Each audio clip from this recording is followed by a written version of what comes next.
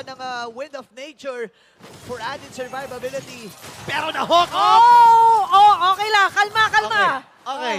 Okay. Kasama pa rin yun sa bilang Gusto ko ng yung accuracy. Gusto ko yung nabitin yung wait lang. May Winter Crown nga pala. Or Hindi, rather, may may Purify. Purify. Tapos kanina, dalawa na yung tatanto sa pang-highlights natin, ha? Grabe. Pero for Smart Omega, kakatok na sa base. Burrito. Okay, ayan na naman! Ayan na naman! Mainit ang tarima dito para kay Jackdo.